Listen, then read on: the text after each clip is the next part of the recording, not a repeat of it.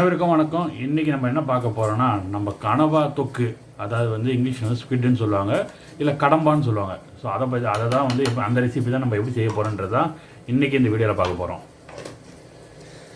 4 spoon நல்லெண்ணெய் add பண்ணியிருக்கேன். அதில் எண்ணெய் சூடானதும் கடுகு கொஞ்சம் போட்டுக்கிறேன். கடுகு நல்லா வெடித்ததும் ஒரு கொத்து கருவேப்பிலை, ஒரு 10 பல்லு பூண்டை தட்டி எடுத்து ஆட் பண்ணிக்கிறேன்.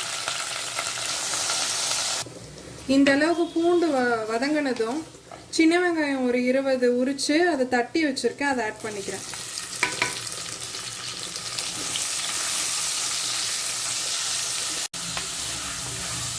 இந்த அளவுக்கு வதங்கினதும் ஒரு பெரிய வெங்காயத்தை பல்ஸ் மாதிரி அரைச்சிருக்கேன், பேஸ்ட்டாக அரைக்காமல் குறைப்பாக அதை ஆட் பண்ணிக்கிறேன். ஒரு ஹீப்டு டீஸ்பூன் இஞ்சி பூண்டு விழுது ஏற்கனவே அரைச்சி வச்சுருக்கிறத ஆட் பண்ணிக்கிறேன்.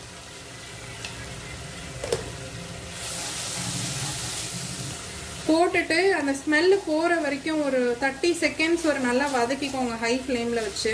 வதக்கிட்டேன். நான் ஊற்றின எண்ணெய் எல்லாமே நல்லா வெளியில் வர ஆரம்பிச்சிருச்சு. இப்போ நான் என்ன பண்ணுறேன், ஒரு 3 மீடியம் சைஸ் தக்காளியை இதே மாதிரி கோர்ஸ் பேஸ்ட்டாக அரைச்சி வச்சுருக்கேன், அதை ஆட் பண்ணிக்கிறேன். அதெல்லாம் நல்லா தொக்கு மாதிரி வந்ததும் 1/2 ஸ்பூன் மஞ்சத்தூள், 1 ஸ்பூன் காரத்தூள், 1 ஸ்பூன் கறி மசாலா தூள், இந்த ரெசிபிக்கு தேவையான உப்பு ஆட் பண்ணி இந்த அளவு நல்லா வதக்கினதும் ஆல்ரெடி நல்லா கழுவி அலசி வச்சிருக்கிற ஸ்குவிட்டை ஆட் பண்ணிக்கிறோம். ஸ்குவிட்டை என்ன சொல்லுவாங்கன்னா கடம்பா இல்லை கனவான்னு கூட சொல்லுவாங்க. நீங்கள் வந்து வாங்கும்போது அந்த மாதிரி சொல்லி வாங்கிக்கலாம்.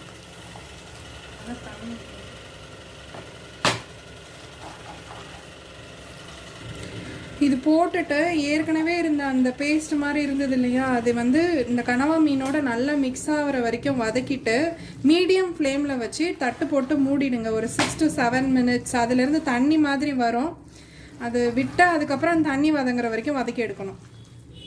1/2 லெமன் ஆட் பண்ணிக்கிறேன். இப்போ பார்த்தீங்கன்னா நம்ம ஏற்கனவே ஆட் பண்ண ஆயிலெல்லாம் நல்லா செப்பரேட் ஆகி வந்துருச்சு. ஸ்குவிட்டு மசாலா எல்லாமே நல்லா வெந்து வந்துருச்சு. இந்த ஸ்டேஜில் நம்ம ஸ்டவ்வை ஆஃப் பண்ணிவிட்டு ஃப்ரெஷ்ஷாக கருவேப்பிலை அப்புறம் கொத்தமல்லியே சாப் பண்ணி வச்சுருக்கேன், இதை ஆட் பண்ணிக்கலாம். ஸோ இந்த வீடியோ பிடிச்சா மறக்காம சேனல் லைக் பண்ணுங்கள், ஷேர் பண்ணுங்கள், சப்ஸ்கிரைப் பண்ணுங்கள். நன்றி, வணக்கம் மக்களே. தேங்க்யூ, பாய்.